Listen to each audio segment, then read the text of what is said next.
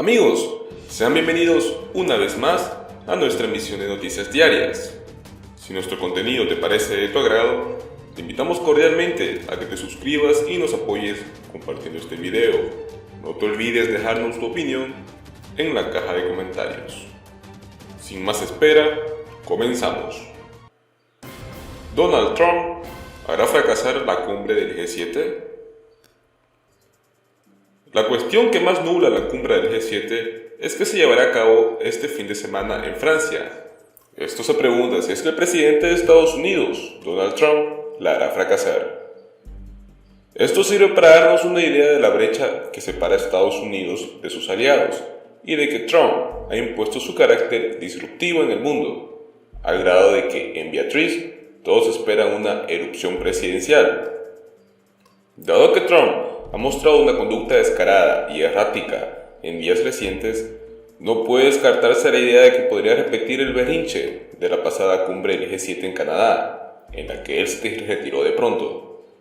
Después de todo, acaba de cancelar una visita al estado de Dinamarca, solo porque le negaron a hablar de la venta de Groenlandia.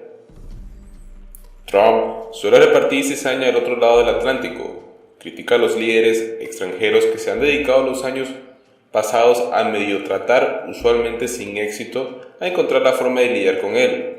Su conducta es la promesa cumplida para sus votantes, quienes creen que los amigos de Estados Unidos se han estado aprovechando de su poder y de sus garantías de seguridad desde hace mucho. En julio, por ejemplo, arremetió contra la insensatez del presidente de Francia, Emmanuel Macron, por el impuesto a los servicios digitales que afectó a las empresas estadounidenses y juró que impondría aranceles al vino francés. Anticipándose a los problemas que Trump podría causar, Macron optó por no emitir el comunicado usual al finalizarse la cumbre, con la intención de no centrar la atención en los desacuerdos que seguramente cundirán en el centro vacacional francés. El G7 es un grupo de democracias rica que comprende al Reino Unido, Francia, Alemania, Estados Unidos, Italia, Japón y Canadá. Es exactamente la clase de reunión globalizada que Trump y sus partidarios aborrecen, y en sí casi un mentis a su filosofía de Estados Unidos es primero.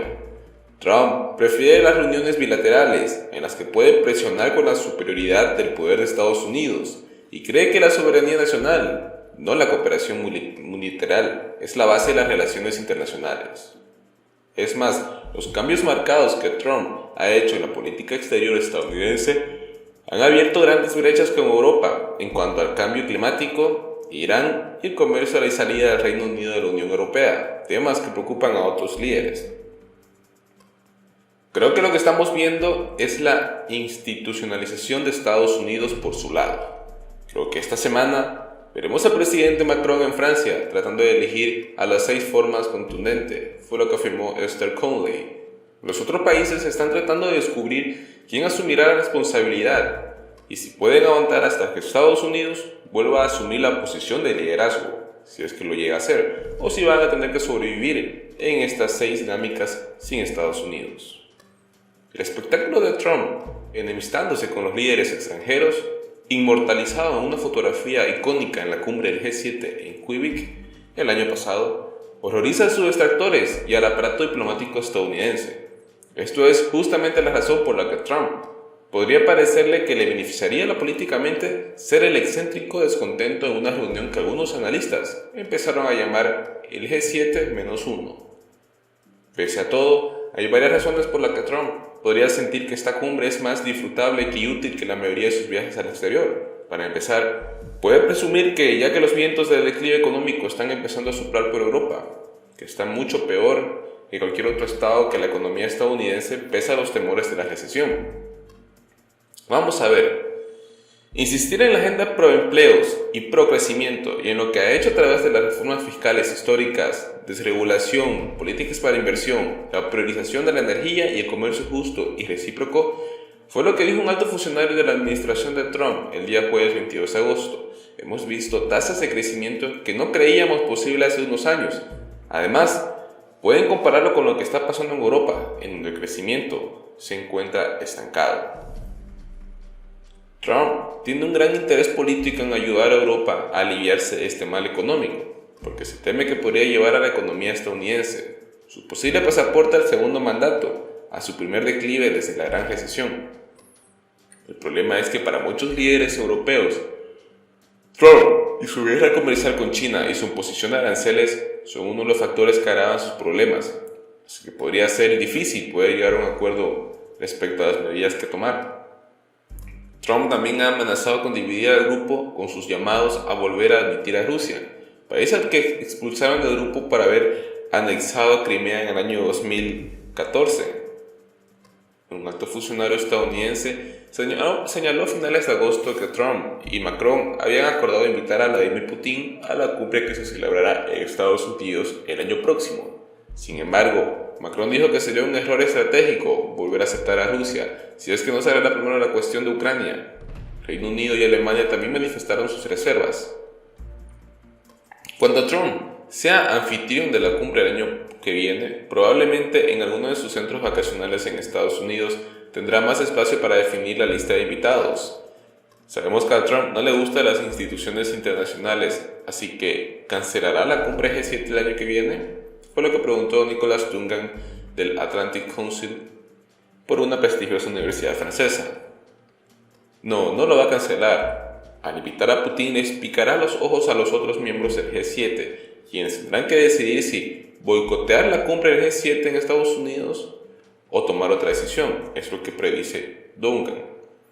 Otro punto de desacuerdo en Francia podría ser el cambio climático, al que Trump considera un invento de los chinos.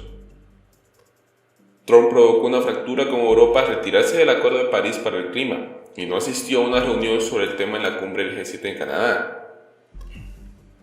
También podría irritar a líderes como Macron y el canciller de Alemania Angela Merkel, con su apoyo al Brexit y a su franca hostilidad a la Unión Europea. Trump celebrará su primera reunión con el nuevo primer ministro británico Boris Johnson, a quien ha estado aguijoneando para que se saque al Reino Unido de la Unión Europea sin un acuerdo el 31 de octubre. John Bolton, asesor de seguridad nacional de Estados Unidos, pasó hace poco por Londres y manifestó que Estados Unidos respalda firmemente el tratado comercial que el Reino Unido necesita hacer con Washington una vez que esté fuera de la Unión Europea. Bolton declaró que él y Trump estaban a favor de la salida antes de que hubiera gente a favor de su salida. Criticó a la dirigencia de la Unión Europea por su actitud hacia su pueblo. En la Unión Europea se estila que cuando la gente vota diferente a lo que las élites quieren, se obliga a los plebeyos a votar una y otra vez hasta que les sale bien. Los líderes europeos temen que un Brexit sin acuerdo o un Brexit duro y el caos que provocaría en los puertos y cruces fronterizos dañen sus economías, aunque no tanto como a la del Reino Unido. También están desconcertados con la actitud de Trump ante el bloque, al que Estados Unidos había apoyado por el baluarte de la estabilidad después de la Segunda Guerra Mundial. Trump hizo grandes aspavientos sobre su amistad con Johnson y hace poco lo llamó el Trump británico. Hay algunas similitudes estilísticas entre ambos. Su personalidad es arrolladora, aborrecen los detalles y suelen meter la pata con sus declaraciones. Sin embargo, la reunión con Trump pone a Johnson en una situación difícil, no solo porque Trump es impopular en el Reino Unido. El primer ministro británico, sobre el que Trump tiene una influencia considerable porque el Reino Unido necesita un acuerdo comercial, tiene que encontrar su lugar entre Estados Unidos y los líderes europeos y evitar alinear a Trump, quien tiene la mecha muy corta. Aunque coinciden en cuanto al Brexit, hay grandes diferencias entre Johnson y Trump en temas como ser el cambio climático y el tratado nuclear con Irán. La Casa Blanca de Trump ha intentado por todos los medios debilitar la influencia de Europa, arrancando al Reino Unido de la Unión Europea. Conley señaló que en el Reino Unido hay poco respaldo del público a los golpes de timón respecto a ser Irán, China y el cambio climático. Y Johnson ya está en modo de elecciones y también tiene que pensar en su público nacional. Entonces creo que está un poco limitado a poder tener esta clase de relación con Trump.